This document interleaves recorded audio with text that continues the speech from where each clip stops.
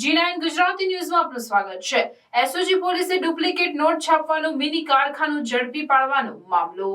પોલીસે નકલી નોટ ખરીદનાર વધુ એક આરોપી સાદિક બટાકાવાલાની ધરપકડ કરી છે। તેની પાસેથી પણ પોલીસને ₹2.90 લાખની નકલી નોટ મળી આવ્યા છે। આ પહેલા પોલીસે સાપ્તાહિક ન્યૂઝ ચલાવતા સહિત 3ની ધરપકડ કરી હતી। ત્રણેયની પૂછપરછમાં આરોપી સાદિક બટાકાવાલાનું નામ આવ્યું હતું।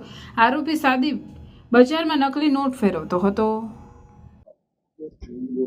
ગત તારીખ 21/5/2024 રોજ લિંબાયત પોલીસ સ્ટેશન હદ વિસ્તારમાં એસઓજીએ 9,36,100ની 500 અને 200ના દરની નોટો કબજે કરેલ અને 3 આરોપીઓ પકડેલ। ત્યારે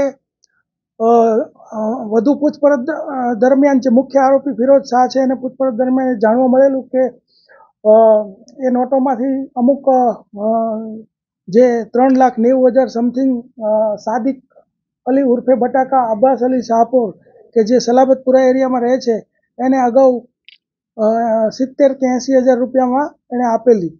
તો અમને માહિતી હતી અને આરોપીને સર્ચ કરતા તે કર્ણાટક જે તે સમયે નાસી ગયેલો। ત્યારબાદ અમારા સીપી સાહેબે અનુપમસિંહ ગેહલોત સાહેબે સૂચના અને માર્ગદર્શન આપેલું કે ભાઈ આમાં તમામ જે આરોપીઓ અને તમામ જેટલી નોટો છપાઈ હોય એ તમામ આપણને મળી જવી જોઈએ। તો અમે અમારી એક ટીમ કર્ણાટક રવાના કરી। એ દરમિયાનમાં અમને હકીકત મળી કે જે સાદિક પઠાણ જે છે એ અહીંયા સલાબતપુરા એરિયામાં ગુજરાતી સ્કૂલની પાસે આંટા મારી રહ્યો છે। તો એ દરમિયાનમાં અમે વોચ રાખેલી હતી એસઓજીએ અને એ દરમિયાનમાં ગઈકાલે આ સાદિક જે છે એ મળી આવ્યો અને એની પાસેથી 3,90,800ની 200ના દરની ચલણી નોટો કબજે કરેલ છે।